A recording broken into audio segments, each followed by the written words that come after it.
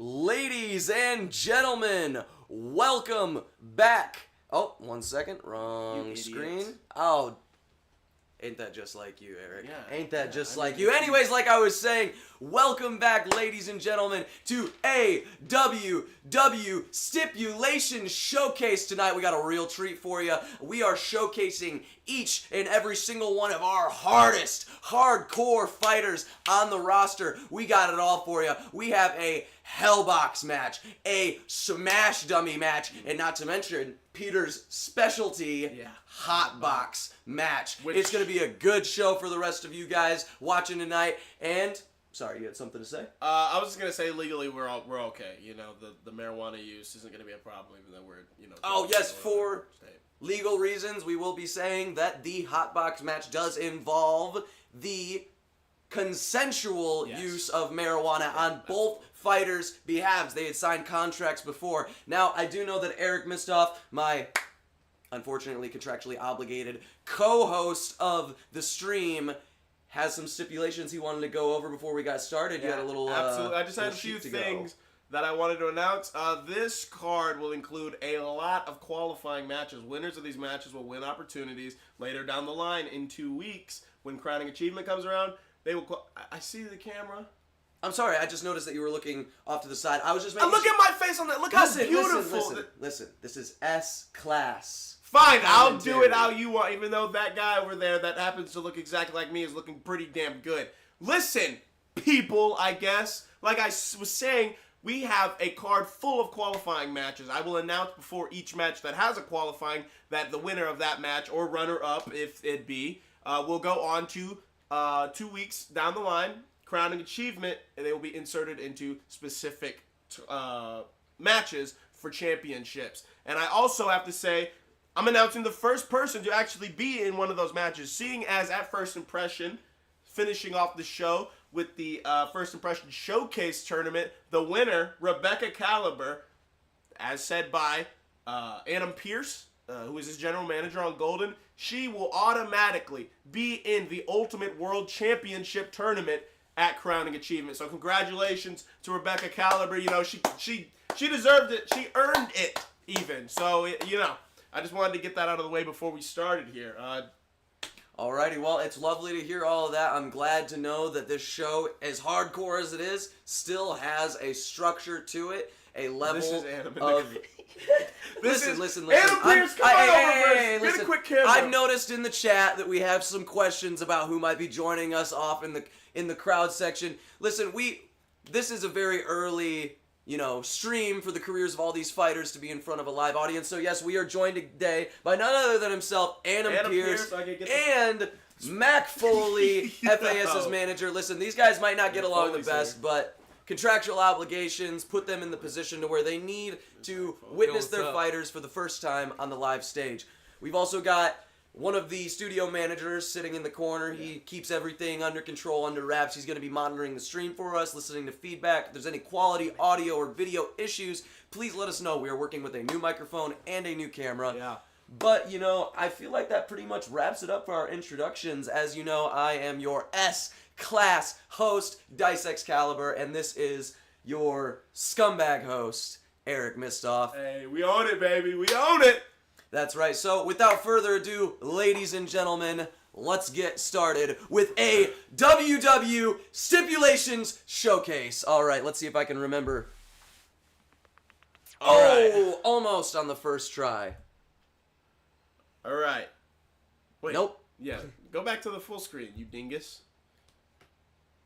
There we go. Not that one, the other one with us. Oh, you want the? All right. I got a little bit more. I wanted to say that we will be starting with not this one either. Get my big ass beautiful face on full. Oh, okay. I apologize. It's things like this that turn me into a scumbag. We're working with different machinery this time, okay? This is a more professional setup than we had last time. We have hotkeys. I'm not quite familiar with them yet. If you could please just be patient with me for the sake of the stream's quality. You're testing my patience, all right? I can't give you more. You want to know who has been testing a lot of patience recently? Who? Dr. Dentist, to get ready for this hardcore show. Fucking puns. Really, puns? Like I was saying, We're going to start with the shattered leg. The shattered brand will start us off, and then we will move on to the golden leg of the card. Of the card, yeah, thank you.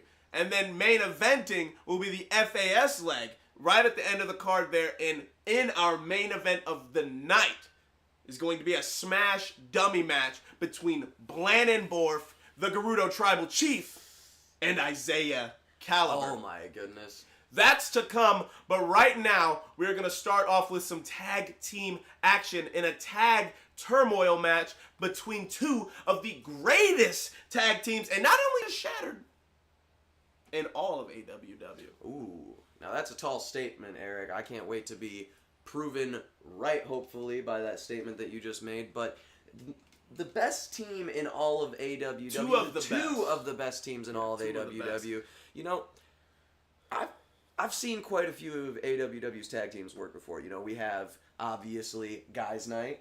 You know, there's also Hunter's Paradise. Unfortunately, this is the first time that the fans will see our tag teams work. I know. I'm just, you know, there's a lot on our roster. It's not just...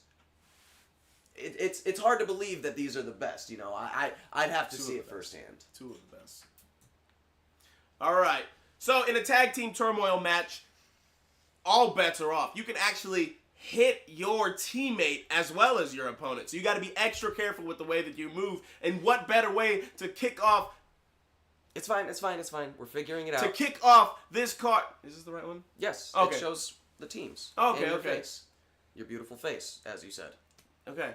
We're kicking it off with Pacho Man and Top Dog, the A1s. These two are two of the first to join the AWW roster. When we started training, these two were in the gym first, and they have stuck together through thick and thin. These two work together like peanut butter and goddamn jelly. You know, I have to say, I have to completely agree with you on this one. You know, you were talking a big game before, and now I can see why. Top Dog and Pacho Man, who could ask for better synergy in a tag team? I'll tell you who could and probably will and probably deliver that better synergy. Jason and Jordan Bell, the twins Saved by the Bell. These two were born together. They, you know, the twin magic is a thing, right? Like that shit where they're like, no, yeah, I was reading just each about to other's say, minds. exactly, very synergistic from birth. yeah. You know, they always say that identical twins have that fifth sense when it comes to being around each other, and Jordan and Jason prove it every single time in the ring. You've never seen a more well-coordinated duo of combatants, and I'm very much looking forward to see how their synergy matches up against the A1's sheer experience. Yeah, absolutely. So it's going to be, you know, one of the best matches. I think there's no better way to first showcase our tag team division than with these two. I was given the opportunity to start off this card, and I want to deliver right out the gate. Well, I can definitely see that you are putting your best foot forward for the first time in a very long time. So let's go ahead and get switched over to main cam, and without further ado, it is time. As you can see up in the top left corner of the screen, we have added in the commentary camera, because sometimes Eric's just acting a little bit too goofy for us. Sometimes shit goes down, and I just want you to see what it does to me physically. And we're already starting off seeing that synergy. Ooh, both teams working perfectly. Jason Bell doing a little bit better than even his brother in the rest of the card. You would take an expert eye to catch it, but you could almost see the strategy of the A1s. Jason Bell, I believe, is already gone. That is crazy, but it matches with the strategy they're going for now, keeping Jordan and Jason separated from each other so that neither of them can use those synergistic moves that allow them to really take the heavy hits in these matches. Well, just look how they move together. It's so fluid. Every move from the Bells has a purpose. It's like one comes in out of nowhere, and as soon as he gets struck in a way, boom, here's the other. Ooh, and a hard hit. Oh my goodness, Pacho Man But he comes back with a little bit of in vengeance. less than 2 seconds after he gets back into the ring. He's ready to go. Pacho Man, absolutely a... Oh my god! Oh my goodness, Top Dog eliminated. We are seeing everybody except for Jordan Bell, who's at 157%, sitting not exactly pretty. Down to 2 stocks. Jordan might be joining them soon if he does not regain his footing. Here's what makes Jordan so tricky from the get-go. He starts with that magic flower that makes you feel a little disoriented. I don't know who allowed him to come to that, but this is Stipulations Showcase. I guess anything's gonna go.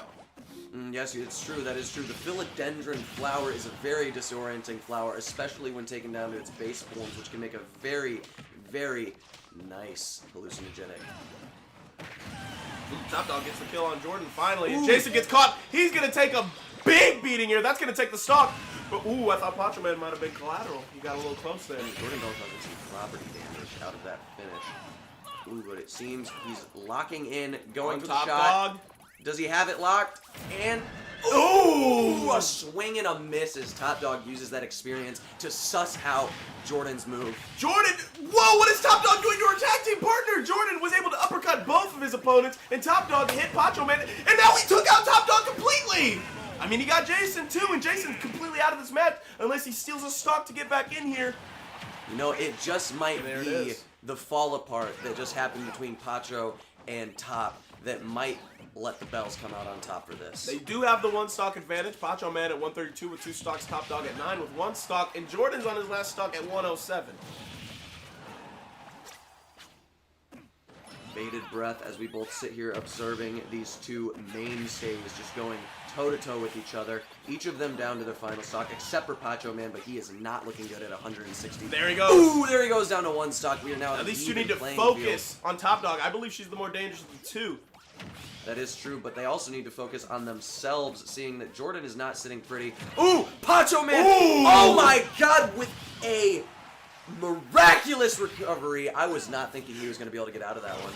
Jason underneath the stage doesn't make it back. Jordan all alone at 168. He's got to deal with Top Dog and Pacho Man. It's not looking good as Pacho is at 13%, and we've already seen he's willing to go the distance, not allowing himself to fall off from a total loss from the commentary's perspective, but he is still a part fighting. of this match, folks. He is not allowing himself to fall behind Top Dog as he climbs his way back up from the bottom, putting Jordan There in his it place. is. That is it, folks. That is all she wrote. The A1s remain number 1 in this matchup. And with this victory, the A1s have been the first team to qualify for the 4-man match, the 4-team match at Crowning Achievement for the Shattered Tag Team Championship. So, congratulations to the A1s. Congratulations! I can't help. Let's get a round of applause, studio. We love to see it. We absolutely love to see it. A1s for life. I agree 100%. You cannot. I mean, you literally cannot get a stronger bond than this. I thought being together at birth would be it, but you just can't beat the originals. It goes to show experience works over the youthfulness and synergy of the twins. I mean, at the end of the day, they've been together for years. They've been a part of this promotion for years. Nobody was expecting to see them go down easy. Let's look at the damage here. We had 2 stocks from Pacho Man, and of course, like I said, I think Top Dog like you said, is the stronger link here. 4 elims from Top Dog, 2 from Jason, 1 from Jordan. 436. Pacho Man obviously putting in his work. It's not like he's getting completely carried here. 436 damage from Pacho Man. Top Dog with 507. Jason Bell with 283, and Jordan with 220. Again, in the 200s, fairly close for those two as well. So you can see that synergy coming through. you can see it coming through, but it is unfortunate when you look at the math. Top Dog doubled their damage with even more on top of it. So at the end of the day, the bells might need to hit the dumbbells. I hate you. I hate you so much.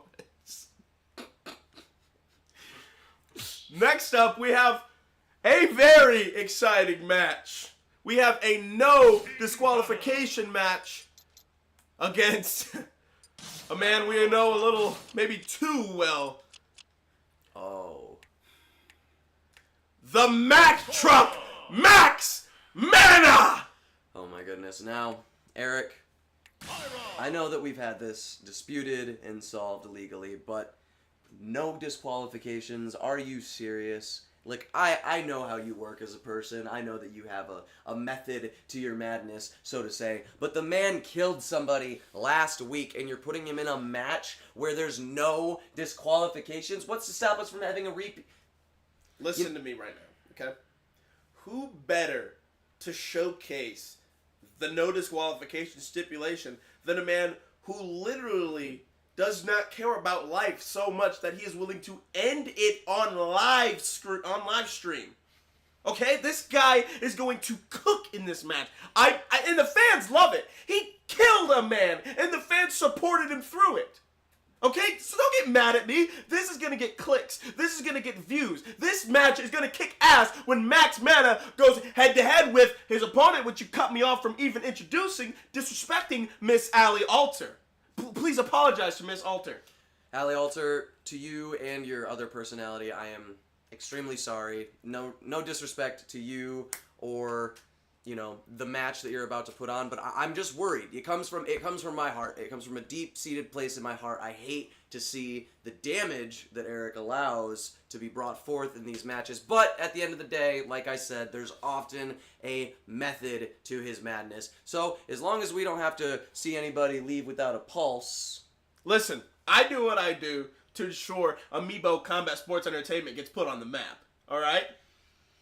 Listen, you know, nobody makes an omelet without cracking a few eggs, so at the end of the day, it's what needs to happen, and this is the hardcore showcase. Exactly. So, without further ado, I say we get right into this match. We got the Mack Truck Max Mana. We got the Mack Truck chants in the chat. Let's see it. A lot of support for this devious individual. It looks like he took it to space. They're fighting on a TIE fighter of sorts. Well, at least we know that there's not going to be any rogue semi-trucks in this fight, but you never know, because Mack Truck Mana himself is a semi-truck in the ring. Allie Alter giving as good as she can get here in the early going. It just takes a matter of time before Mack Truck Mana gets his engine revved up and ready to go. He is locked on, swinging without a care in the world. As you can see, also around the whole stage, plenty of melee weapons, and, you know, not in a ring here. We're in a very unique area. That's what can happen in an ODQ match. I have no say in what weapons get introduced and where they go. I mean, for the love of God, Eric, the fighters are on top of a starship. I mean, there's nothing we can do even if we wanted to. You think you could get up there? No, and here's what's even more terrifying. The least I could do, the most I could do to Mac Meta was give him a fine. Because physically I said no match. Apparently he can breathe in space. I mean, obviously the man is a monster. As you're seeing, he is just absolutely putting the business to Allie Alter right now. She's got a good start, taking more health from him than he has from her, but he is just swinging with reckless abandon. She doesn't have time to think, no time to strategize, so how long until he's sussed out her moves and has his own strategy? I don't know, but if you're really looking at the damage, she's doing a lot more, like you said. She's a powerhouse. This woman is giving him the business. This will do something. This will do a little bit of damage here. 345, 409. This should get her down closer to his area. Maybe give him the leg. Ooh, not quite, but you can definitely see Mana is doing his damnedest to even this playing field between him and Allie Alter. Ooh, Allie's got her ultimate charged up as she thinks to herself, what is it time for? To call in the family.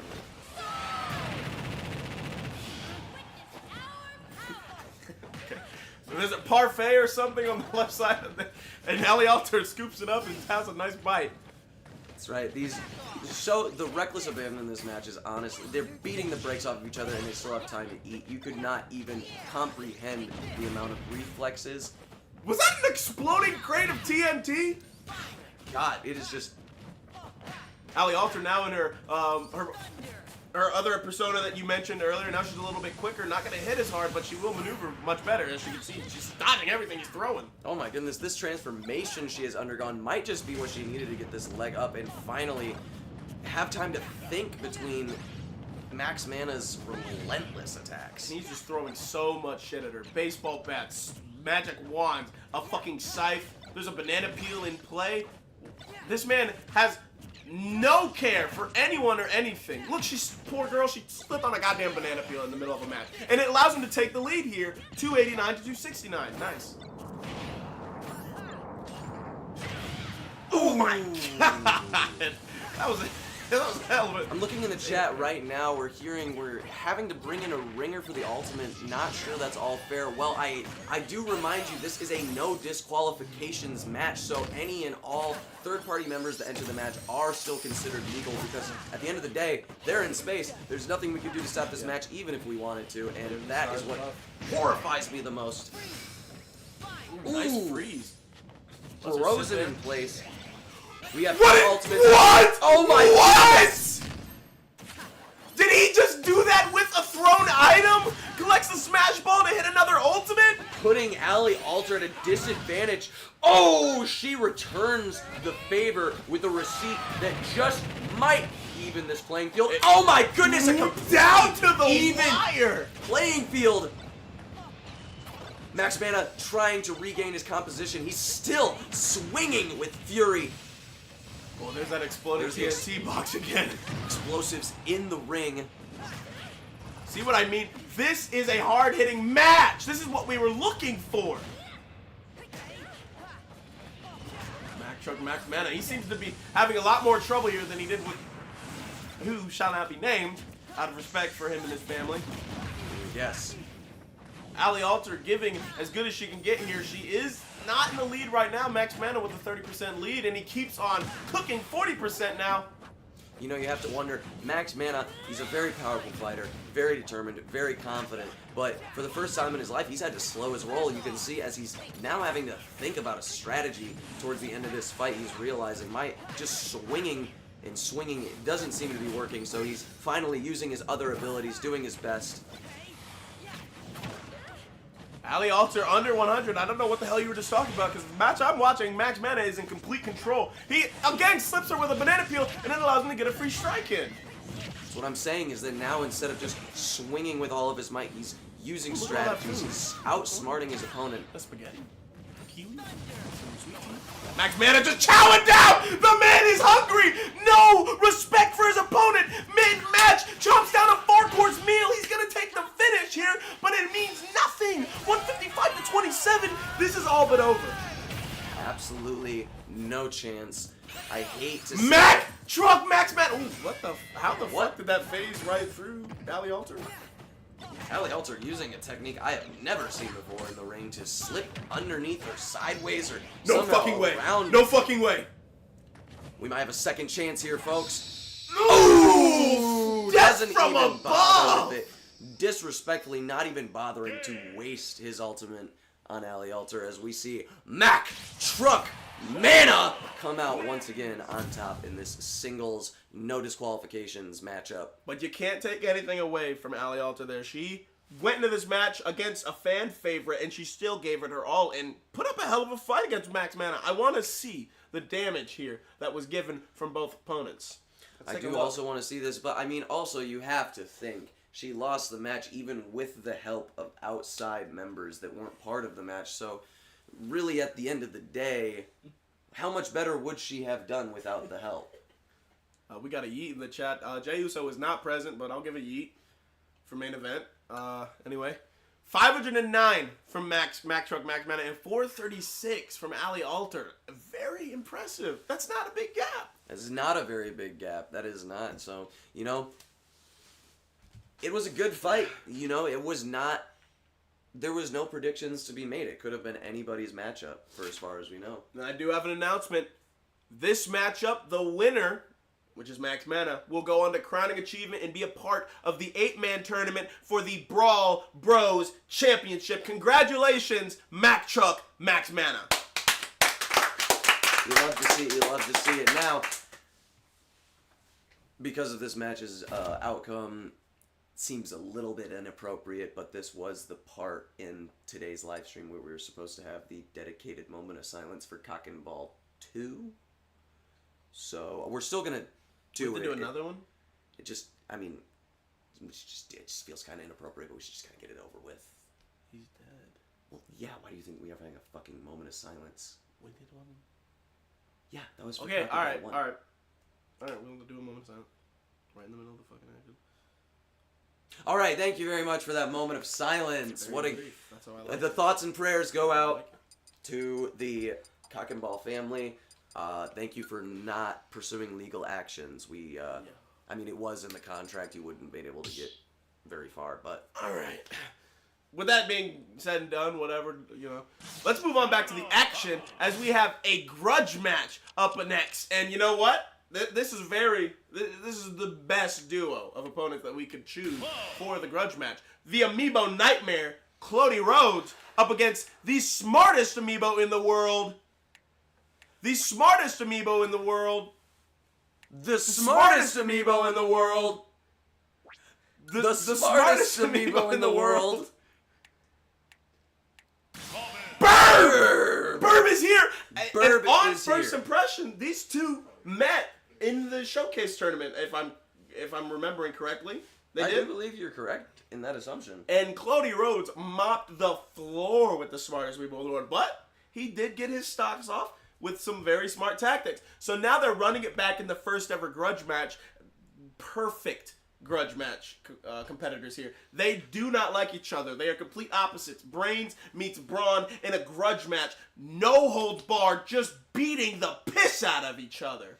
I mean, what else could we expect from Stipulations Showcase? This is the most hardcore showcase we've ever had. Ooh. So, and the chat is calling out Burb a little bit right now for being scared for even showing up. I don't know. Maybe that's a sign of what's to come. A little nervous to come up against Cody Rhodes. we're seeing a lot of Burb hate from the crowd tonight, Eric. But at the end of the day, both these fighters are ready, and both of them are rip-rearing and ready to get at each other's throats and take each other on. So, without further ado, let's just watch them. Is that a each other pause? pieces. Is that a pause? I don't know. You said get at their throats. Listen, man. Ooh, whoa, Burb actually starting out with bigger damage here. He got a nice 50% off, and he's feeling himself a little taunt. Maybe he was giving himself a prep talk backstage. Ooh, but you see, Cody Rhodes, even the play. One attack, evens it up. Ooh, Two hits and they're waiting even. back and forth on the edge of the ring. It could be anybody's right now, as Burb seems to be taking advantage. He does not want Cody to. God! As soon as Cody gets within 3 feet of his opponent. Did you see him dodge that fireball? Ooh, Burb with a slip behind, throws that fireball, giving that receipt as he pushes Cody to the edge of the ring. Not Does he do allowing it? him. He does it! Burb in quick fashion! Out The smartest amiibo in the game does not waste any time. He knew what he had to do. Keep him off the side of the ring. Do not allow him to recover once.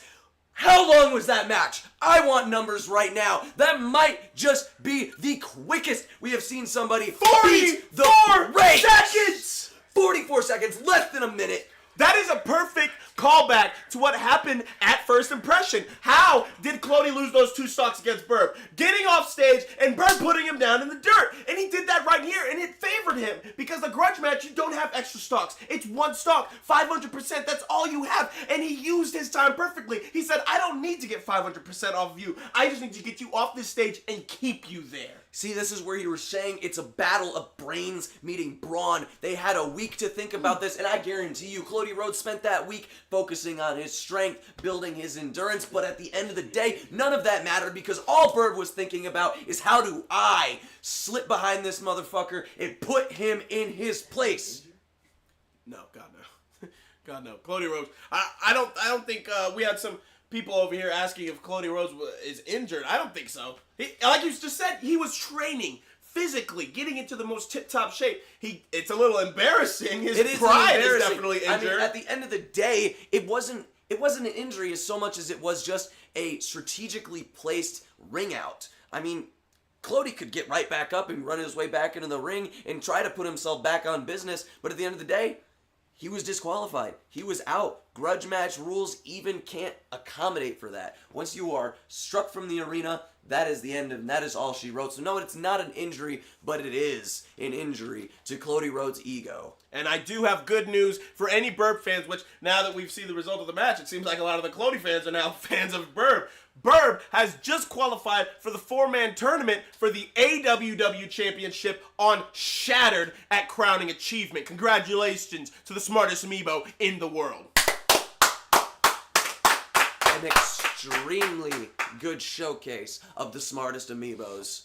Smarts. But you know what? I wouldn't say Clody's going to take this lying down. I would expect to see more. Maybe on the next show from these two. Oh, you think that this was a grudge match? They've got a grudge match in the future absolutely. now. There is no chance Clody Rhodes took that lightly. All right, moving on. Congratulations again, Burb. We have the last match in the leg belonging to Shattered here on the card. We have a fatal 4-way Hellbox match. Ooh, as I was speaking at the beginning of the stream...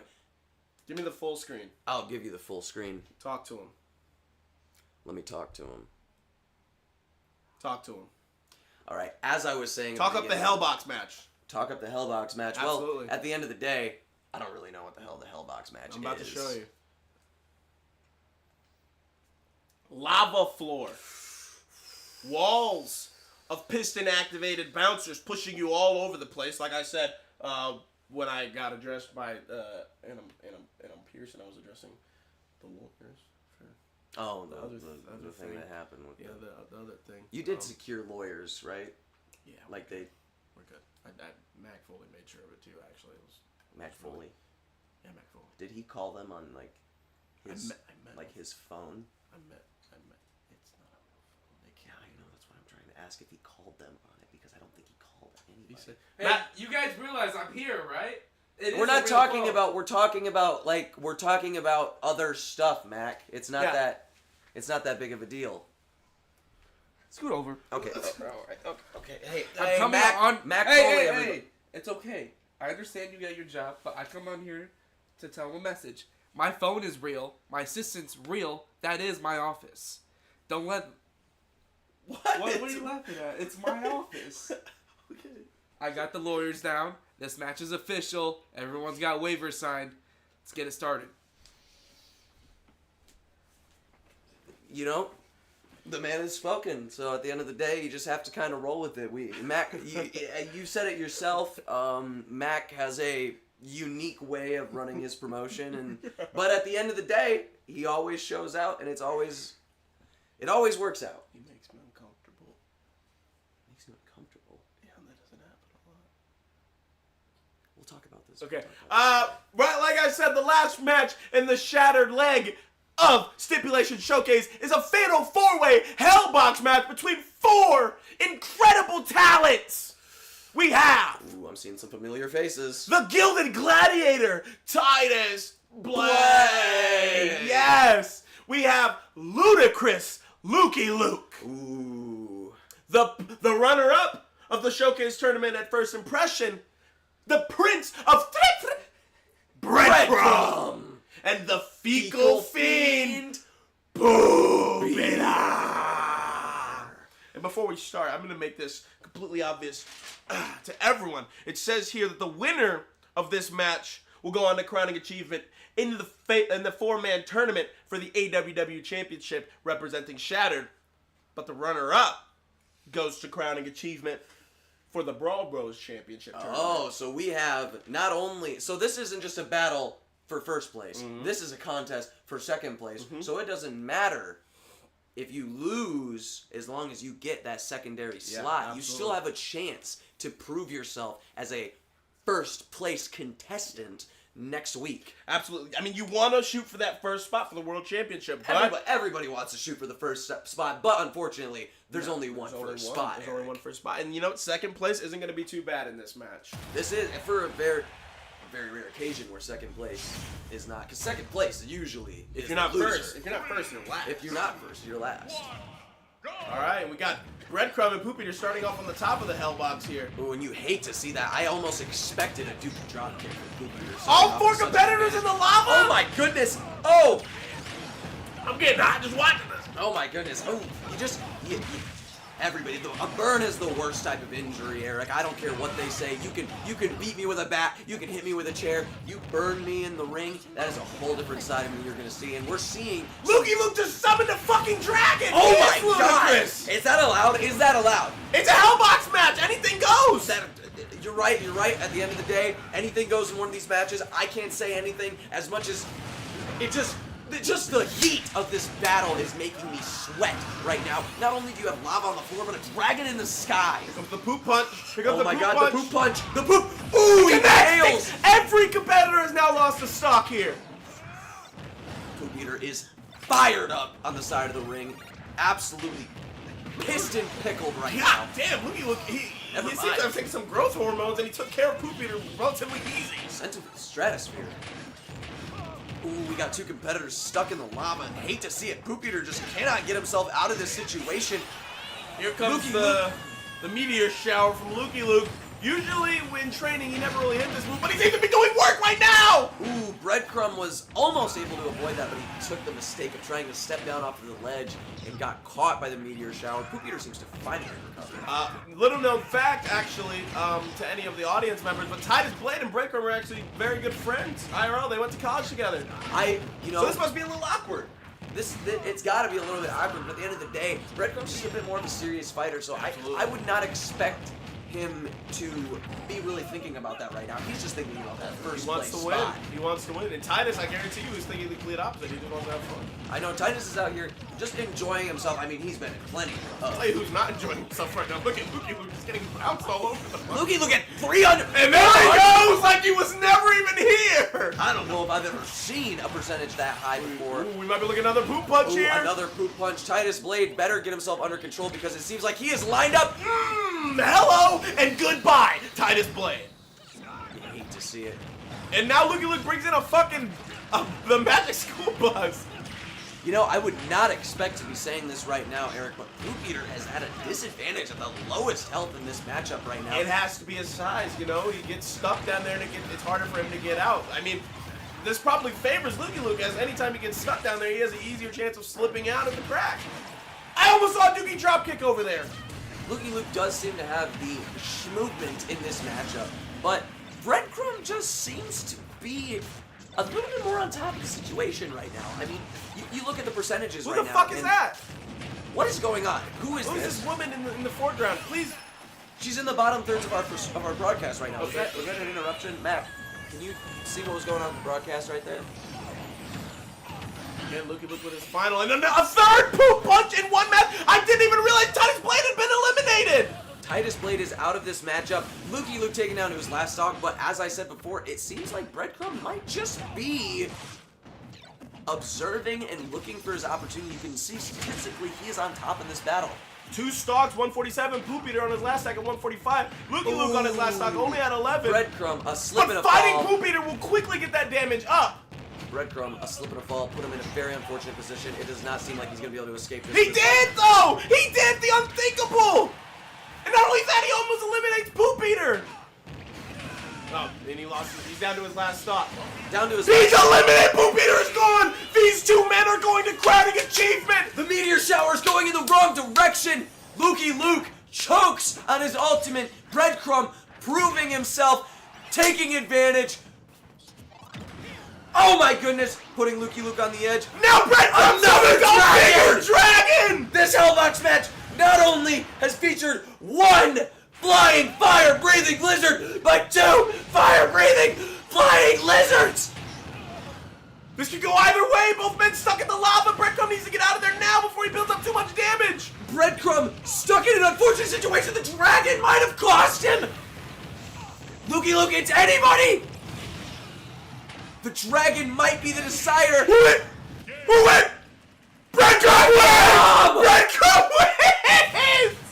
Breadcrumb is heading to crowning achievement to win, to qualify for the world title! By far the most exhilarating match, and I mean, what can you expect from a Hellbox match? There's always something unexpected. You think it's gonna be the lava, you think it's gonna be the boppers, but you never expect a goddamn dragon! 2 of them! 2 of them in one Hellbox match! 3 poop punches! 1 winner! Look at this. Look at the adrenaline. It came Ah! Ah! 3 poop punches, 2 flying dragons, but 1 winner. And you gotta wonder, was this a little bit obvious? I mean, this is the runner-up of the First Impression Showcase tournament. I mean, you heard me throughout the match. it didn't seem like it was going to go that way, but at the end of the day, I had that confidence for Breadcrumb. He seems to just have that wit about him in these 4-man mashups. He seems to know that he's not the only target, so he can sit back, analyze his opponents. As you saw, he was taking a strategic position at the top right of the arena until Lukey Luke sussed him out, and that's why he came in second and knocked him down with his ultimate ability. And not to just talk about our first place contestant, but the runner-up, who also gets to prove himself in crowning achievement. I'm telling you, Lukey Luke had to have had an advantage due to his smaller stature than his opponent. Every time he went into the lava, everyone went down to the lava. Who's the first to escape usually? Lukey Luke. Because he can fit right between the crack. No pause. Pause. And now he's going to crowning achievement in the 8-man tournament for the Brawl Bros Championship. Congratulations to both men! Congratulations. An absolute beautiful showcase of everybody's abilities. I mean, we got to see damn near every move in the arsenal except, the Dookie dropkick is a fan favorite, but you don't always have to see it to know that Poop Eater is still standing on business. Let's see what we had. Shout out to RD. Whoa! This really is a Hellbox match! God. 6 eliminations from Lukey Luke, Breadcrumb, and Poop Eater! Poop Eater is not to be slept on, still showing that even though he might not have come in first or second, he is a mainstay. Titus Blade, again, like I said, was just here for fun with only 2 eliminations. 182 damage. He literally was not even trying. Sometimes you have to wonder if Titus Blade's just showing up to get paid. Lukey Luke with the most damage at 704. In second place is 592. Over 100% more. And the man who that calls won. back. That does call back to what I said before. Breadcrumb. Sorry, they were both so alike in college before they branched apart. Absolutely. I sometimes still get them confused. But Breadcrumb, he doesn't care about being the one with the most damage. He cares about that strategy and watching them chip away at each other so that he can get those last shots. As you can see, taking a little bit of everybody in his KOs. Absolutely. Absolutely ludicrous is correct. Ludicrous Lukey Luke, you didn't just get that name for nothing. That'll do it for the shattered leg of Stipulations Showcase. And I think I got a special treat. While I will be the usual mainstay as the secondary commentator, I think it'll be a little fun if I swap out with each manager while they're doing their leg. Eric, usually I'm a bit more strict about you sticking to your contractual obligations. Mm-hmm. But I do feel like that is appropriate. It would be cool. It would be interesting. Yeah, absolutely. Congratulations again to all of the shattered roster members who are going to crowning achievement. Yes, Ludicrous, Lukey Luke, and Breadcrumb. We will see you next Sunday on crowning achievement. No, 2 Sundays. Two Sundays from now? 2 Sundays. Next Sunday. My apologies. Stake your claim. Stake your claim is next Sunday. I always forget we had 4 shows up in the runnings. Yeah, absolutely. So we will see all of them. Breadcrumb, Lukey Luke, Burb, Max, Mana, and the A1s. All right, let's switch out. We're gonna move on to the golden leg of Stipulations Showcase. So I'm going to get up and give my seat up to Annam Pierce. First and probably last time you'll be hearing those words come out of Eric Mistoff's mouth. No pause. I don't even know if that was you. Okay. No, it's okay. I don't know how it works with the kids. Well. Pause. There we go. Did I do it right that time? That was correct. That was correct. The Excalibur. The fuck did you just call me? Listen, man, it might have been a long time since I've stepped in the ring.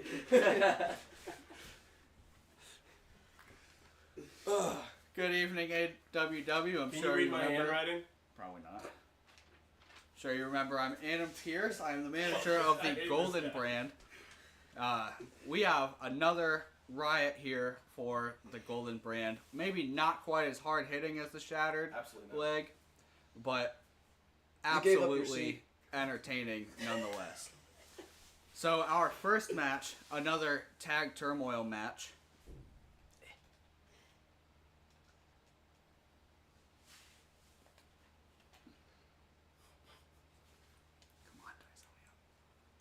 No, it's all right. You're doing your thing. Damn it. Okay. Sorry, I'll stop. I was being a little facetious, keeping myself silent. But yes, we are moving on. You gotta change it to take. Listen, man, he's taking care of his technical difficulties right now. We're having a little bit, we're getting it ready to go for the stream. You gave up All your right. goddamn position as the co-commentator. I would recommend you take a page out of Mac and Anim's book and maybe shut your the mouth. fuck up. Whoa, hey, Adam, listen. We try to keep things a little bit kosher here on stream. Maybe a little bit You less. did not say a goddamn word the entire time that douchebag was sitting in this fucking chair. I don't want to hear it. When a man's right, and no nonsense. Adam Pierce has a way of just saying what he's thinking. So, but hey, it looks like we are almost ready to go here as we are getting our roster members ready for their hardcore showcase here on Stipulations Showcase. What is our first match again? Our first match. Oh my god, dude! What the hell? No, it's all right. It's okay. Just... Our first match is a tag turmoil match between two of my most entertaining tag teams. Still absolutely great fighters, the four of them. But our first tag team is P Generation X with the urination abomination himself, P Sipper, joined by his son, correct? Swisher P, the young upstart, a little bit newer to AWW, but he's got his dad, a AWW mainstay, to train him in the ways of the P Sipper. Indeed. Swisher P and P Sipper have great synergy together, as they should. They're father and son. I mean, father, son, like you just said, you can't ask for better. You can't ask for two people that know each other better than a father and his son. They know the best and the worst parts of each other, and that's what you need in a match. You don't need to just know the advantages that your team has, but the disadvantages that you're constantly working against and how to complement those. Our other tag team, another family tag team, is Pasta Mafia, including the carpentry guru Bobby Builds and his brother, the line cook Louis Pasta. Ooh, Bobby Builds, Louis Pasta. Listen, these guys, there's some street fighters, okay? If there's anybody that you want to be scared of before, after, and during your match, it's the guys who could deconstruct your house and poison every meal you have for the next 5 years without a second thought in their head, because at the end of the day, they don't care. These are some street kids, okay? They're gonna beat the brakes off of you and not even ask what your name is. They are street kids, but I don't know if you've had any of Louis' dishes. The man respects food too much to poison it. He'll kill you some other way.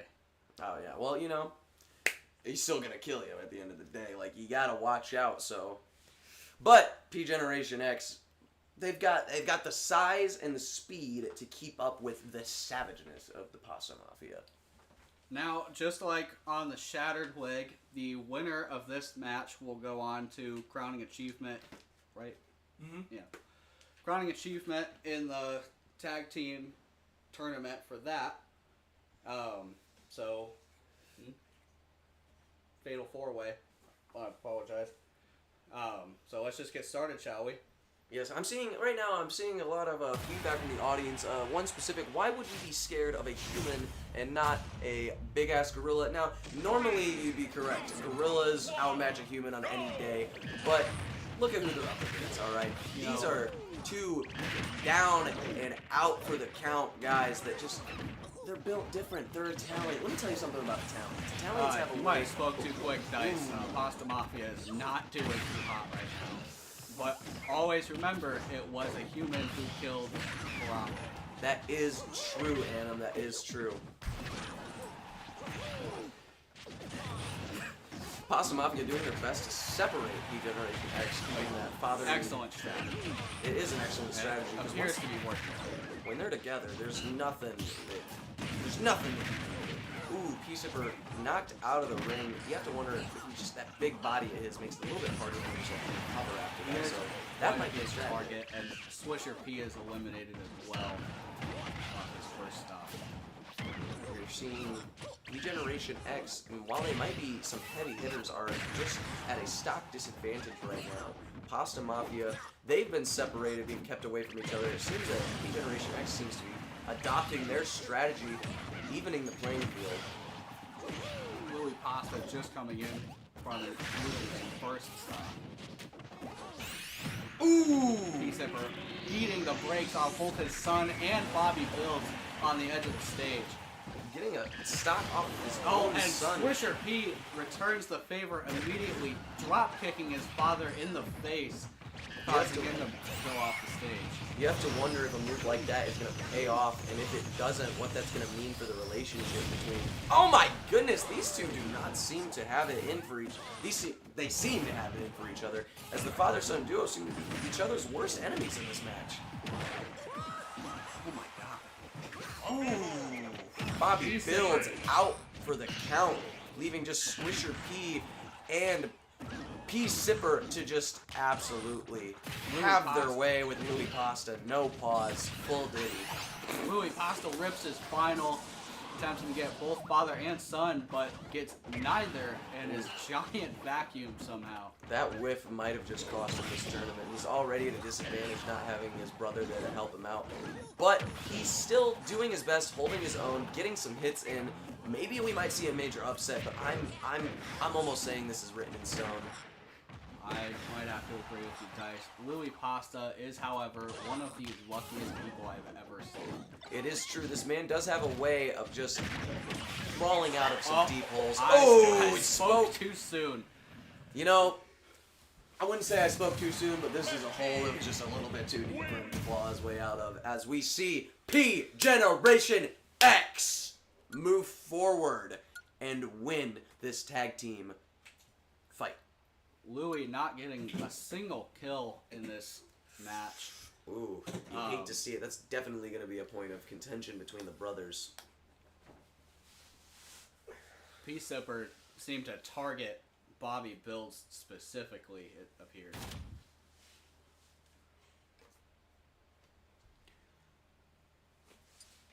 Oh man, not gonna lie, this fight feels like a filler episode. Well, you know, not every fight can be as great as some of the outstanding showcases we've had, but at the end of the day, what is the championship without its mid-card?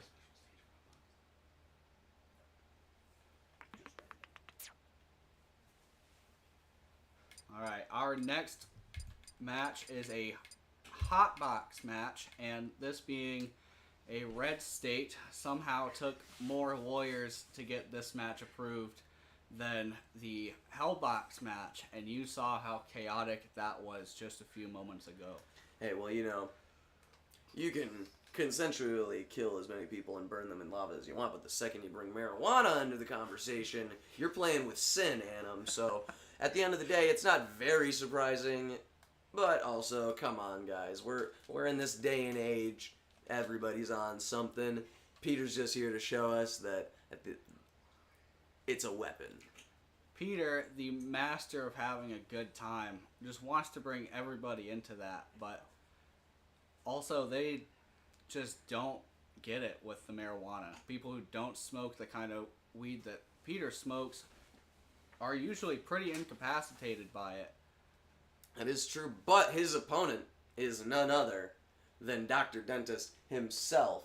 The doctor, dentist, therapist, physician, go down the list. He's got every single PhD and doctorate you can think of. If there's anybody who understands pharmaceuticals and the strength of the chemicals that are going to be involved in this match and the cannabinoids that are going to be ingested by his bronchial tubes, it is Dr. Dentist. This is one of the... I mean, we have the smartest amiibo on the planet, but we also have one of the most decorated doctorates on the planet, Dr. Dentist. So, he might not be ready for the smoke that Peter has with him, but he's one of the best equipped for this situation. Alright, there are no Extensive stipulations? Yeah, there's no qualifiers for this match. It's just Peter trying to convince Dr. Dentist to maybe use medical marijuana in his patients from here forward.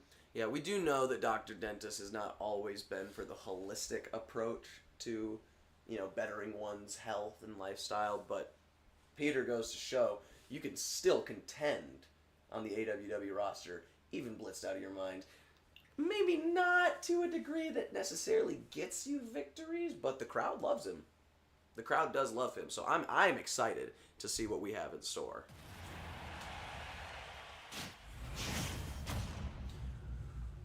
Here we go. Oh, and Peter just stained green from the absolute ass load of marijuana he's ingested over his life. And starting off, Dr. Dentist seems to just want this to be over with.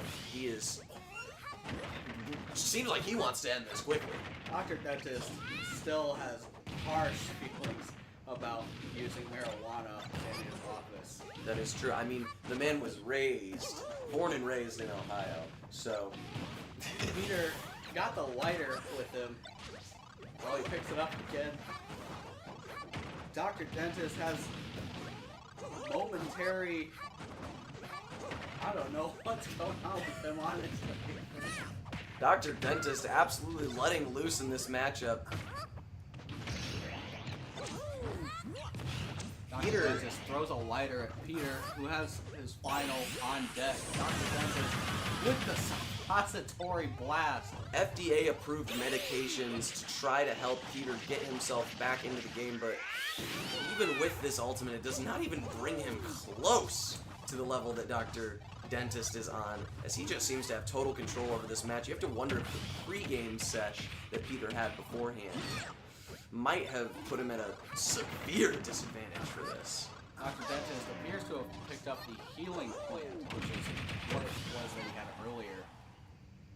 And just hit Peter with the slow-mo buzz.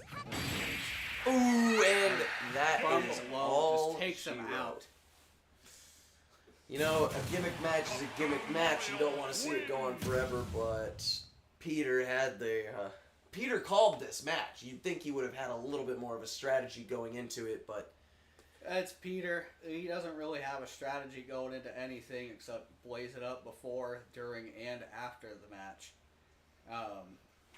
Dr. Dentist scratching his unbearded chin thoughtfully as Peter just dances behind him, obviously stoned out of his gourd. Yes, and I am getting a call from the studio manager right now. I had a bit of a misinformation slip. I stated that Dr. Dentist was born and raised in Ohio. He spent a tenure there to get one of his doctorates, specifically the one in, the anti-drug force that he used to be a part of. The man has seen the dark sides of the overusage of these recreational drugs. So you have to wonder if just some of the things he's seen might have come to the present in this fight. Eric missed off.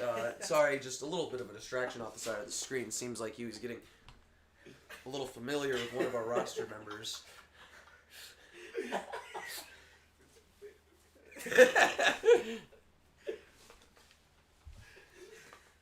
Alrighty, what do we have going on next, Annam? So our next match is a Triple Dragon Stampede match. One's way down here. Triple Dragon Stampede, would you mind explaining? Yes, so the Triple Dragon Stampede, our three competitors are more or less on a team against 5 fighters that we picked, not any of our roster members, just volunteers and local talent. The 3 of our roster members will fight all of these 5, and then by the end of the 3-minute countdown, they will decide who has the most kills, and that is usually the winner. However, if they get killed in the process, it is a point system. So getting killed takes a point, and getting a kill earns you a point. So almost like a trio-style gauntlet match for our main roster members. Indeed. To show why they're leagues above some of the local talent from the area. Mm-hmm. See, it's a great show out. It shows, the echelon of fighters that we look for in our roster, but it also, it's a good opportunity for some of these local talent guys to get in the ring and roll around with professionals. And, sometimes you even have a show out. You even have somebody who shows that they might have the talent to stand on our roster. Mm-hmm. So, for this match, the first and second place winners will go on to the qualifier for the mid-card Wii Universal Championship match. A lot of qualifiers for this stream tonight, and a lot of show outs too. We've seen people rightfully earn their spots, even with a 44-second match. I still have a hard time believing. I cannot imagine what it must be like to be in the mindset of Cody Rhodes backstage right now. Cody Rhodes is a pretty angry individual on a good day. So I assume he is fuming and trying to think of a way, or just hitting the bench press to, work his feelings out, quite literally. Alrighty, without further ado, I am ready for this. So our three competitors are the OnlyFans foot model, Melina Rose. I believe Eric Mistoff is subscribed to her. Hey, fuck you with those accusations! The defensiveness on his reply just makes it all the more believable, believe it or not. And second, we have Retep, our white knight of my roster, who is a character, to say the least. A reformed evildoer, it appears. And our last competitor is Misbehave, owner of her own fashion boutique and company, and also leader of Dominant by Design. But more on that later. Three lovely contestants to start off this matchup. Not sure exactly what was going on. Huh? What?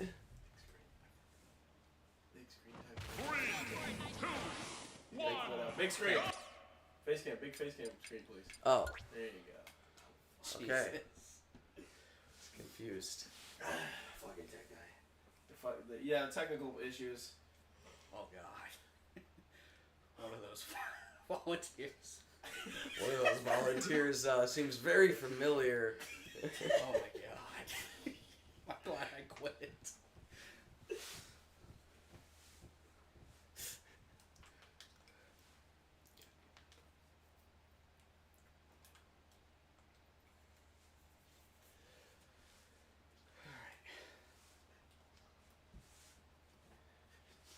Let's try this again. What the fuck is so funny?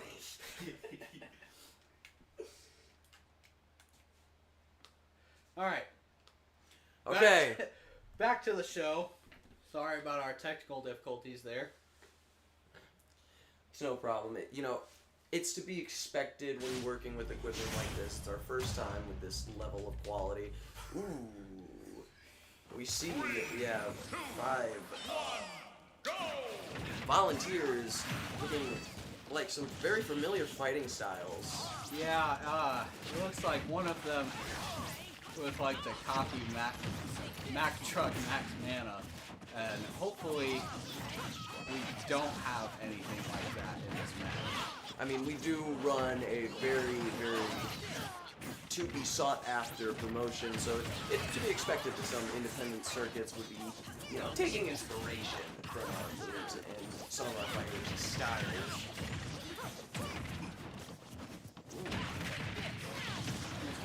Slow going right now. It's always hard to single out. The local talent that they sent us is an odd bunch, to say the least. We have a yoga instructor, a squid child, Mac Mana impersonator. an actual ninja somehow, He's using it. I will grant him this. He's using a style we get to see on the AWW roster. So This is true. he And is then an interesting fighter to say the least. an Electric Mouse, who is similar to our own Chico. You know, Chico. Maybe not as much of a thug. You know, Chico is about that light. So I'm not sure that this yellow rat can measure up to the type of power Chico brings to our roster. All our competitors had 1 point. Retest immediately lost those, and now gained it back. Misbehave with another point. Misbehave, leading the charge with 2 points. Retep has another point. Alina Rose has lost her 1. Misbehave has lost another point. Yoga instructor is not sitting pretty, not with a point or a loss, but 130% health. None of the local talent is currently on the board. They've currently been killed more times than not. And somehow, Retep is still tied with Misbehave. You must have heard what I said, is now leading the charge against Ragtag. Melina Rose not exactly making a good case for herself, sitting at a 0. Ooh. Oh, as you said it, she gets a point. Alina Rose takes out the local ninja.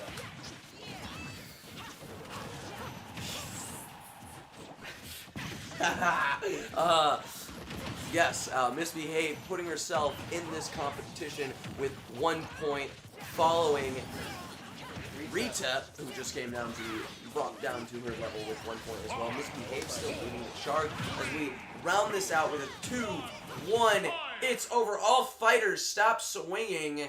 We are going to tally this out and see who is victorious in this Dragon Stampede match. Misbehave certainly going to the qualifier after this, having gained more points than anybody else. Looks like Retep is the other with the most kills, but let's take a look at damage. But he does have more knockout. He was knocked out more than Melina Rose. Indeed, but he did also get more KOs and more damage than her. That is true. So I will trust your judgment on this. You believe he should be the second place of this match? Yep. I second that. So I'll give him a chance. He earned it. Apologize, Eric missed off, causing distractions in front of the booth again. What can be expected? You know, the guy just can't seem to sit still. He voluntarily gave up his seat for you, but just seems to want to insert himself in this live stream as much as humanly possible. Our last match on my stretch of the card is the brutal Melee Mayhem match. The fighters, which today there are 3 of them, and I'll get to that in just a second, are locked in a brick wall, pretty much, with a couple high platforms, and they're given melee weapons every few seconds just to beat the brakes off each other. Jesus, and this brick construction that we have around the ring, it's been inspected and, you know, given the okay by Bobby, right? It has. All right, because I mean, if there's anybody that I'd trust for some masonry, it's Bobby Bills. The guy knows quality when he sees it. I mean, that guy can just tap a rock with his finger and tell you the density of the object, the volume. The guy's crazy when it comes to that kind of stuff. Even if he did, you know, maybe doesn't show out as good in the ring, at the end of the day, I trust that guy to build me a wood stove. Yeah. I think Bobby Bills actually helped create this special ring for us. Oh, so there's absolutely no chance these contestants are breaking through those walls. Okay, well, you know, it'd be entertaining, but the point of the match is for them to stay contained, so you want some good hard surface area to not allow them to exit the arena. So, our contestants for today... Oh my god. In order of appearance, the as of yet not seen Rollins brother, Mario. Mario believes he is big shot, and no pun intended, He believes he is much more important than his brother. He nicknamed himself Main Event Mario. Wow. Unfortunately, he does not have the talent to back it up, in my opinion. I usually keep him in mid-card matches, and he does fairly well in those. He's never made it to the status of both Nikki and Wong. Wow. No nonsense, Adam Pearce, all right. You heard it from the man's lips himself. Talking down to one of his own roster members, Mario Rollins. Not even your manager has high hopes for you in this match. What are you going to do?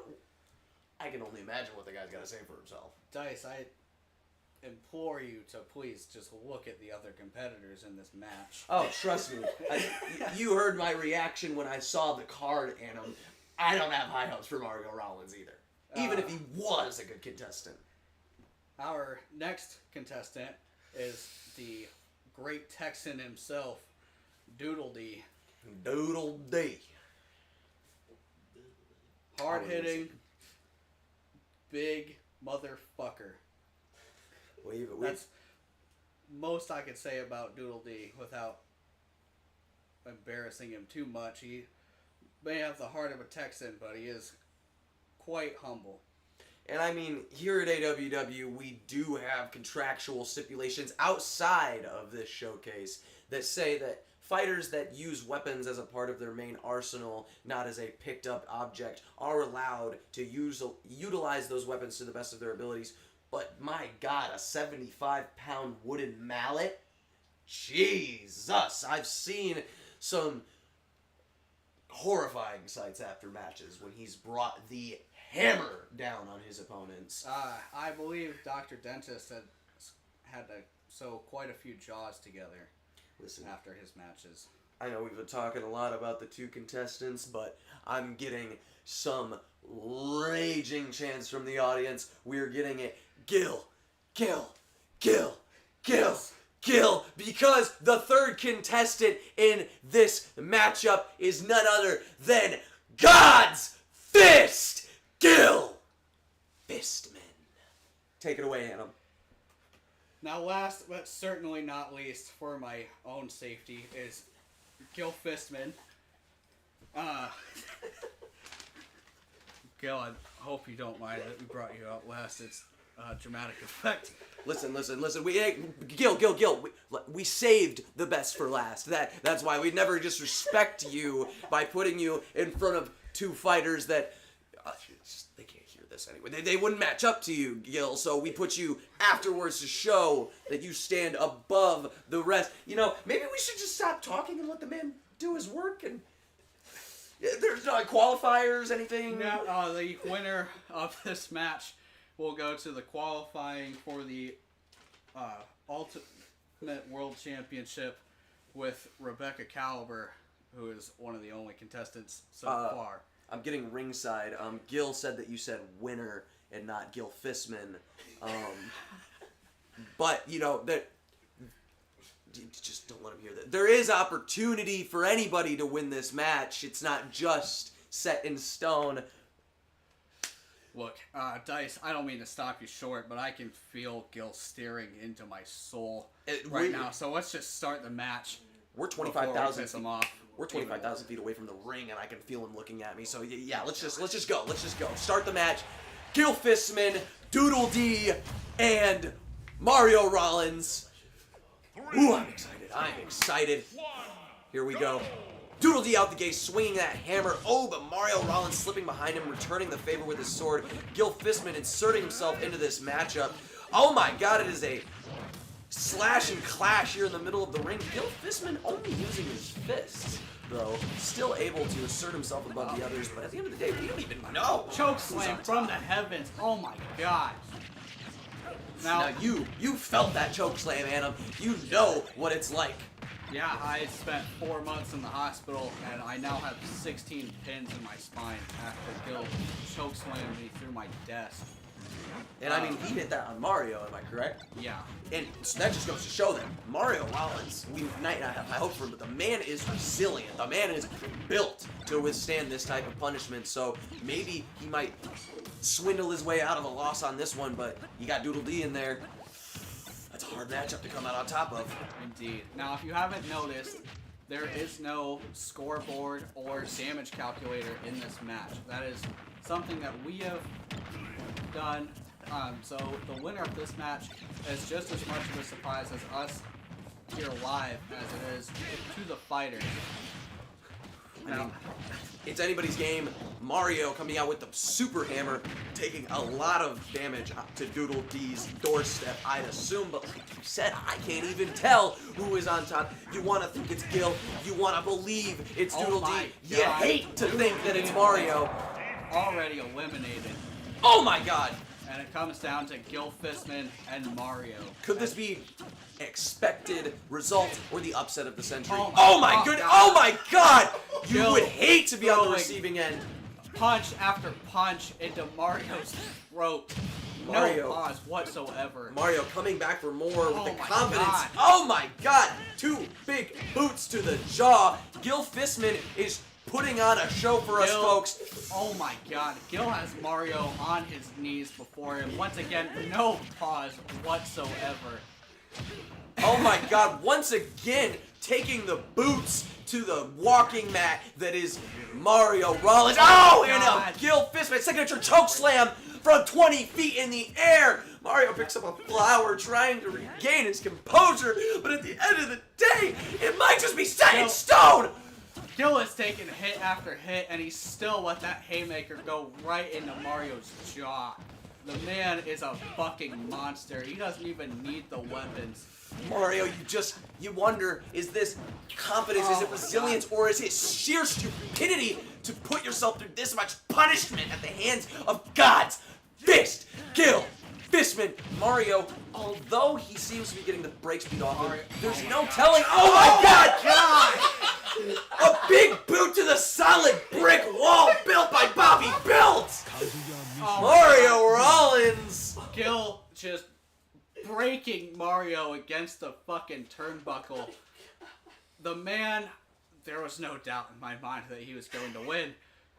But Gil, did you have to be so brutal on him? Oh my god. Absolute domination, no pause, no diddy. It was exhilarating.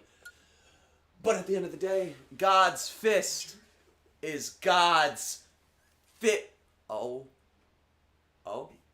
Am I getting it? It appears that Doodle I'm getting D a call. has been injured Doodle in this D match. Confirmed unfortunately. from ringside. The stretcher has been pulled out. Doodle D, the Texan. It appears that Gil has dislocated his shoulder in Oh my goodness. 3 places. And I mean, at the end, like, Mario, he might have lost and he might have endured more punishment, but at least he leaves this battle fully intact, as Doodle D seems to have a first, second, and third CDL dislocation to worry about in his shoulder. I've gone through one of those before. Trust me, that's going to keep him out for a couple weeks at least, and I hate to say it to you. Now, for any other fighter, that those might not be bad injuries, but coming from Gil Fistman and to 2 people who use weapons as their main form of attack, Gil Fistman has destroyed their way of life for the next few weeks. Yeah, Doodle D's gonna have to. He's gonna have to take some time to think about what really went wrong in this battle and what put him in a position to get hurt this bad.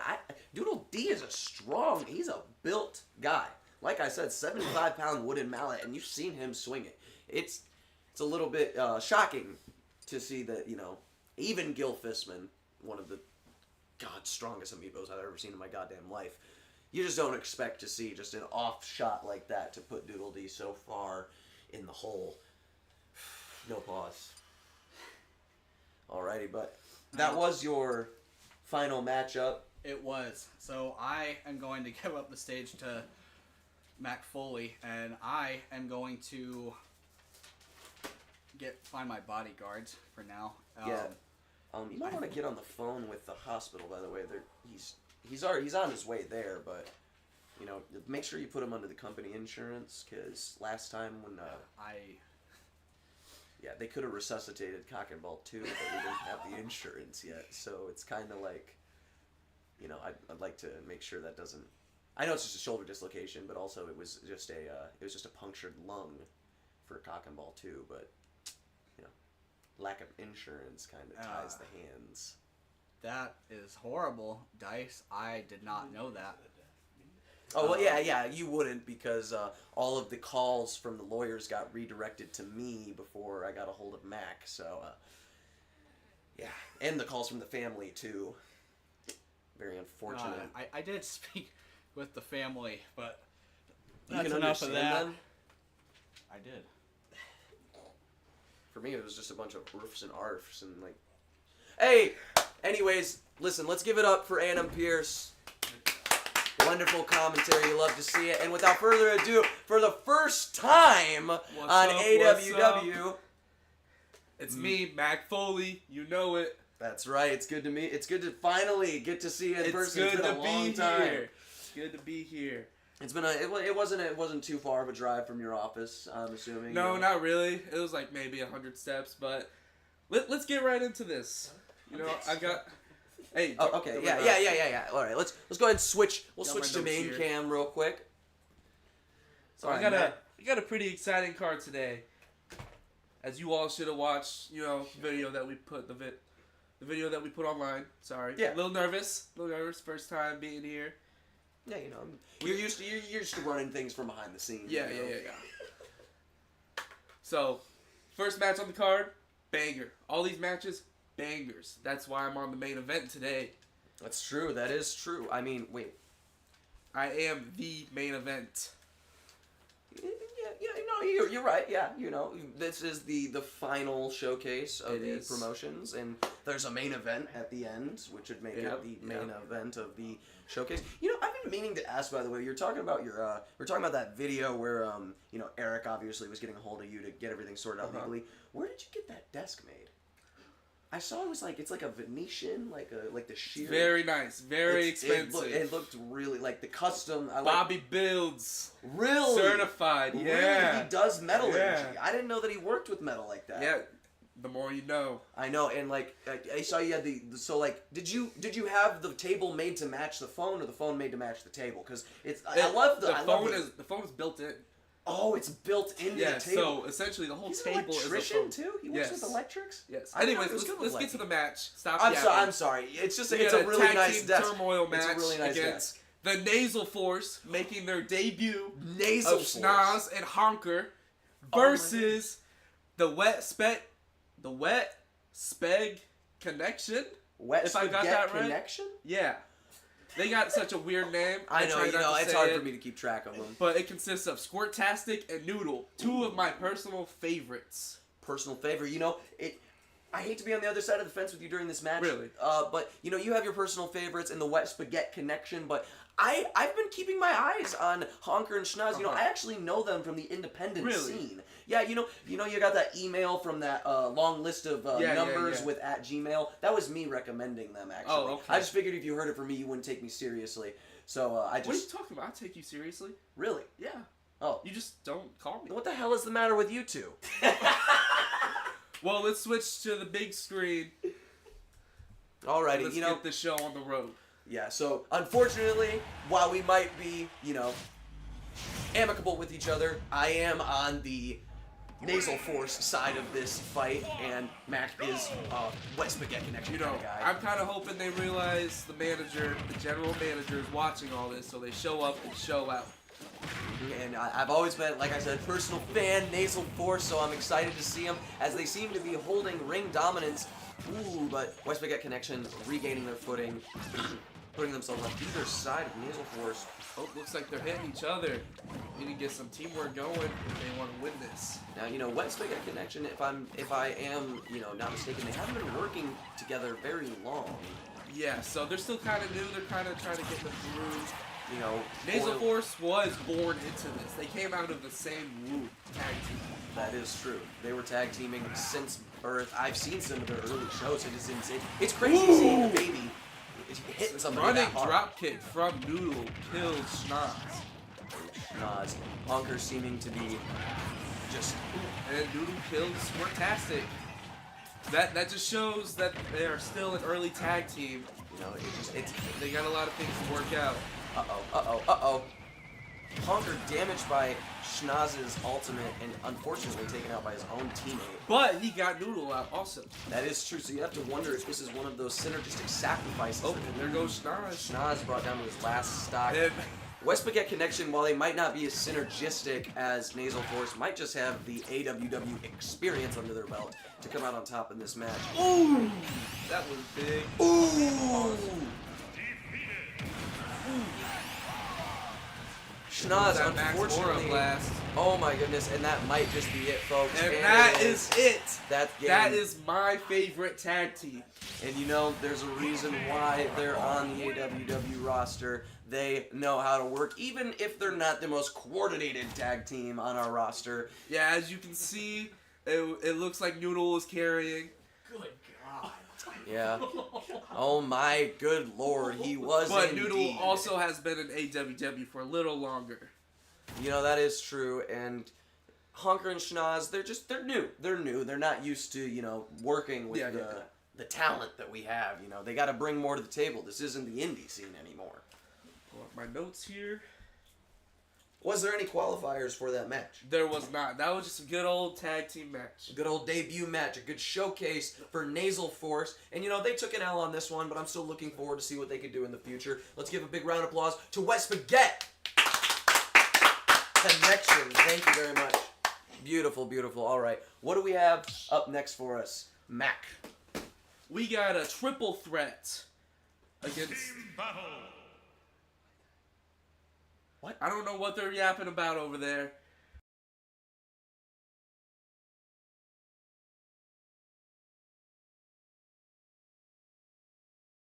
Oh, it's on the board. All right, we got a playtime match coming up. Alrighty, good to know. Sorry, we had a little bit of a miscommunication. Had to mute ourselves for a second. Thank you for sticking with us. And thank you for everybody who has made it this far into our lovely little live stream here tonight. We're hoping that you have been entertained thoroughly and continuously, and we hope to continuously and thoroughly keep providing that entertainment for everybody and anybody that joins our stream. Team battle. Alrighty, so we have a playtime match. That is the first time I've heard of a playtime match. I'm assuming that we're going to see a lot of usable items. Of tomfoolery. A lot of tomfoolery, maybe a lot of usable items. Who knows? Who knows? Who knows? I don't for sure. That's one thing for fucking sure is I have no idea what's about to happen. But let us introduce the fighters that will be playing in this playtime. We got Elton Juan. The Rocket Man himself. You know it. And we got Baby No Gap. Ooh, the No baby gaps no gap in them himself. teeth. No gaps between Or them teeth. Tooth. And we got Oh. T.L. Rollins, and yet another member of the Rollins family. You know, we have a strong, you know, side of our promotion that seems to be integrated into the Rollins family. They seem to spread out across all different promotions and really establish themselves as the AWW family. Yeah. They are the family of AWW. But the winner of this match will go to crowning for the Sovereign of Switch. Ooh, a very sought after title to hold. Very. The prestigious title of FAS. Now, Elton Juan is a debuting talent Yeah. here today. We could see a major upset. Wait, no, I'm mistaken. We did see him last week, but this is Stipulations Showcase, so there is going to be a lot more unexpected events for Elton Juan to work himself through. Speaking of unexpected events, there will be a second place prize for the 3DS Championship. So once again tonight, we have not only a contest for first, but second place once again. Contending for these titles. Let's get it started. Who are you picking in this match? You know, I this might not be the fan favorite opinion to have, but we have seen Elton Juan turn up to a whole different degree since he's been on live. So, honestly, I kind of might be rooting for him, but Baby No Gap has also put Elton Juan in his place multiple times on the indie scene and before during, mock matches at training. So, it might be a Baby No Gap kind of day. My pick is Baby No Gap. As you can see, he's putting in the work. And TL. having the other two fight against each other while he's whooping them. You see that big IQ. TL was taken out and barely even... And TL just spiked Baby No Gap. That was crazy. Which does mean that Elton Juan technically is, sitting the prettiest here towards the beginning of the battle, but we still have a whole 2 minutes and 12 seconds left to see. Elton Juan just throwing everything out of his arsenal. Yeah, and like we said before, due to the contractual stipulations that follow even outside of this live stream, every single weapon he's using is part of his arsenal. So Yeah. we can't say shit. A lot of rockets. That's lot of why he's rockets. called Elton Juan. That's why they call him the Rocket Man, baby. There goes Baby Well, No the Rocket Gap. Man took a little trip to outer space there, Mac, as he was taken out for the first time in this match. See, we got a little Baby No Gap and TL fans. Up, we're seeing some, Baby No Gap, TL turning up in the chat. Not a lot of love for Elton, but he is a newer guy. Not as many people are familiar with him, so. Oh my goodness, what is this? We have somebody has blocked the live stream camera. Okay, we have and visuals Baby back. No Gap, 2 points on the board. All right. Okay. The person who covered our live stream cameras in paint has been apprehended by security, and they're being escorted out of the building as we speak. You just hate to see that kind of unprofessionalism on a live stream like this, but we're still cute. Anything goes. It's the playtime match. And we're down to a little less than a minute here. A little less Getting than a down to minute. the wire. Elton Juan still throwing as many rockets as he can, just absolutely emptying his pockets right now. Ooh. Oh, TL able to shoot one of his rockets, stopping it midway through its journey. Elton Juan's accuracy seems to be improving as the match progresses. Looks like they censored part of the match. This is just simply too much for live television. We have It's like our Elton Juan is in the last little less than 30 seconds. a little less than 30 He's seconds. of throwing his ultimate. everything out. He's grabbing items. He's throwing rockets. He's building a house in the middle of the ring. He caught TL Rollins. That is not Bobby Build certified. Ooh, But it did yeah. get him 2 points. Yep, you have to wonder if that complete neglect of HOA regulations was what caused TL to be collapsed under the weight of that house. 5, 4.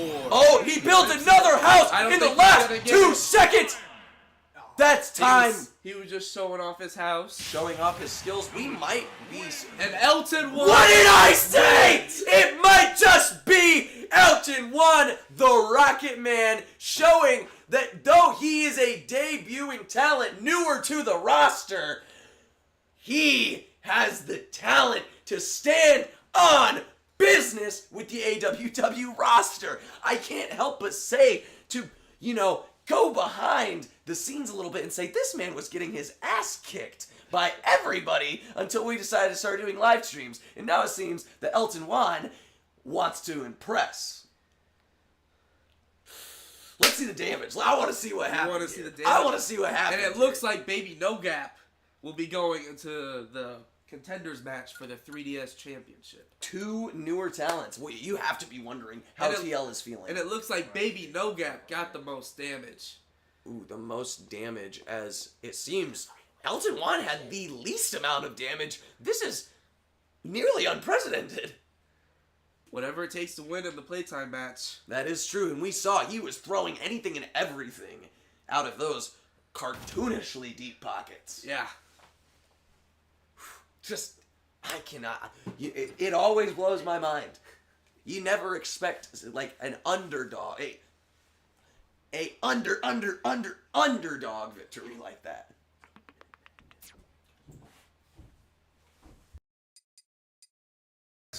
All right, the next match I got for you guys. It's called a Minute Madness match. Ooh, a Minute Madness. Minute Madness. As you can see, they have 999 stamina, 1 stock, so we might get another Burb upset. That is true. That is true. We have seen people with extraordinary high levels of stamina get taken out in less than a minute tonight. Yeah. So, I hate to jump in on you, Matt Foley. Actually, no, I don't. oh, you mind speaking up for us, Eric, since you're inserting yourself into the stream once again? Yeah, I'm speaking up right now, bitch! See, that's better. You're actually registering on the audio level. Listen, Mac Foley was a little confused. See, Minuteman, I don't blame him. Minute Madness, I was a little confused when I first heard it from the president of the whole of AWW2. But it's actually a 2-on-1 handicap match. All right, the one competitor will start out with 150 HP, while the two competitors will start out with 300 HP. Okay. And if the solo survives the minute, he is the winner. But whoever takes him out within a minute is declared the winner. You heard it Okay. here first by Eric Mistoff. All right. You know, Eric Mistoff, he's not the most professional of the AWW managers, but he does seem to have it on lock when it comes to our stipulation rules and how we conduct our matches. So you have to give that to him at least. The man knows how to put on a show, and he knows how a fight should look. Alright, so our three contestants for this upcoming Minute Madness match. Who is at the handicap? Oh, as you can see, as he's entering, we have Scars. Ooh, Scars. And the two people that will be going against him is She Gunham and Peach Crumb. Ooh, Scars. You know, the man can't win a fight without bringing his father into the picture, and as much as it disgusts me, that is, for some reason, part of the contractual stipulation allowing him to use it, because apparently his father is part of his damn arsenal. Yeah. I guess if Poop Eater were to pick up, Feces. Swisher P and smack his opponent with him, it wouldn't be against the rules, but that's because Wait, Swisher P is an actual... You said Poop Eater. That's Did I say Pea Poop? Sipper. I meant to say P Sipper. Pea I am Sipper. so sorry. If P Sipper were to pick up Swisher P and hit his opponent with him, it wouldn't exactly be against the rules. But that's because Swisher P actually can compete on the AWW level. Who's contracted Joker's father? Who's contacted Scar's father? Well, we'll leave all that to the higher ups. Let's just get this match going. Yeah, alright. Well, let's just say I don't have a lot of respect for Scars and his little conspiracy theories. So, you're I got saying a you don't theory for respect anything that he does. Well, I got a theory that he's going to Conspiracies, lose his this dad. match. There's a reason why I signed him to this company. And I often wonder what it is every single day, Matt Foley. If you'd like to enlighten me as he's getting the absolute shit kicked out of him, I'd love to know why he was signed to your roster. Well, you kind of can't see his skill in this match because, it's a 2-on-1 handicap. That is true. Well, it's actually over in less time than it took for the smartest amiibo in the world to put Clody in absolute... That was a 1-on-1 match. This is a 2-on-1 match. You're just throwing conspiracies out there. Hey, do not accuse me of being a And it looks like Peach Crumb will be in the contending match for the... Peach? Sorry, She Gunham and Peach Crumb will be going to be in the match for the 3DS Championship. All right. Now, let's hear it for Peach all Crumb fair. and She Gunham as they move on.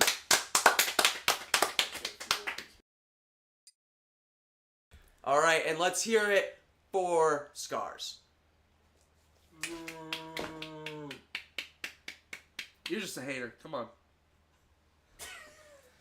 Silence is deafening. Yeah, well, unlike Scars, my theory was proven correct. Anyways, so, next up. It's the main event of the night. That is right, folks. The main event, the final main event of Stipulations Showcase. We have... Sorry. Talking to the tech guy. You're fine. Trying to make sure we don't have any more technical problems. Woo Scars? We got a Woo See? Scars in the match. In the chat, my bad. So we have the Hyrulean Tribal Chief. Oh. This is Smash Dummy match. That guy likes making his entrance big. Wait. Blandenborf. Okay. Blannon Borth versus Isaiah Caliber. Isaiah Caliber. Now, this is not any normal. This is not any normal match. And it looks like the Smash Dummy match they'll be hell? going against Glam Freddy as the third. A beautifully chosen intellectual property not belonging to AWW. A very special match, to say the least. You know, Mac, before we proceed any further, Okay. I'm sure the viewers are also a little confused. What the hell is happening right now? You know, sometimes AWW is just a fever dream. Like, you'll You never want me to know. explain the Smash I was Dummy more match, so. That's guys? what I was more so getting at. Let's let Eric Mist off. I'll do it. Smash Dummy match. Another one of our newer stipulations. I had no say in it. It was the president. Once again, he loves his goofy stuff. A Smash Dummy match. The two competitors will actually be working together to beat up a waiver signed local talent because he's going to be getting the shit kicked out of him by the Gerudo Tribal Chief and Isaiah Caliber. Whoever does more damage wins the match. Oh, so a beautiful bloody brawl to Yeah, end out tonight's absolutely. performances. Couple of beef sticks beating on this poor guy that's impersonating a video game character. That is true. We've seen a lot of video game gimmicks in our, application processes, trying to accept new talent. Sometimes the gimmick just doesn't fit. And Glam Freddy seems to have fully committed. Yeah. But we're going to see how that works out for him.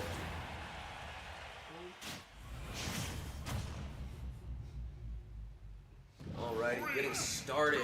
Blannon and Isaiah Caliber taking their stance on the left side of the stage. Ooh, Oh my both goodness. swinging their big ass swords. Uh-oh. He's already got his final smash. Ooh, as he manages to get a few hits on. This is a big moment for this independent talent. He's as only done 11 damage. That is straight up unfortunate. That was probably the biggest moment of this independent's career as he manages to land a few shots on the Gerudo Tribal Chief, but it is quickly going to be shown that there is a reason why there's a difference between independent and professional Amiibo World Wrestling. Isaiah Caliber has not been touched, unfortunately. Surprisingly. Yeah, surprisingly, Well, but also not really. unfortunately. And he's targeting the tribal chief. I would too if I was given the opportunity to be in an AWW match, and that's not the same thing about Isaiah Caliber. But Really, if I were on the independent scene coming in, I'd stay the hell away from the tribal chief. well, at the end of the day, this guy's gonna get murdered either way by these two. You might He's as well gonna try get to get a murdered. couple He's licks on the getting murdered. superstars. This will be his third final smash. That is true. Yep. Ooh, wow! Never mind. That is He's no. at 22 health, and he dies. Decides to allow himself to be counted out. And that is. And let's see who will be going to go to the contenders match for the Sovereign of Switch. I'm gonna stake my guess on the tribal chief himself. Seeming to be doing a lot of work in that match. I'm gonna have to go with Isaiah. He was it sneaking in there, swinging his big sword. So let's see it. Ooh, the tribal chief remaining on top as always. Moving on to crowning achievement. Correct? For the Sovereign of Switch. For the Sovereign of Switch, an opportunity of a lifetime for anybody here at AWW. What a prestigious title to hold.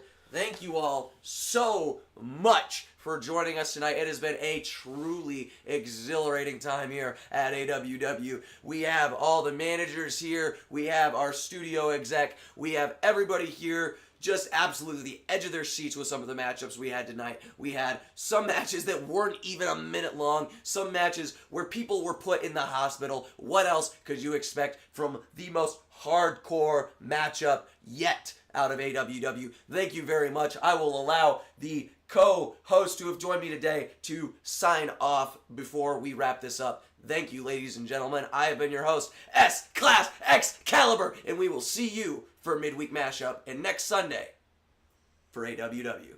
Couldn't have said it better. That's why you're the commentator. Alrighty, well, you want to say goodbye, Mac? Yep. Peace. Alrighty, Annam. See you next week, AWW viewers. Alrighty, and Eric missed up, my contractually obligated co-host who should have been here the entire time but decided to step off only to run his mouth. I for thought most it of would the be stream. fun.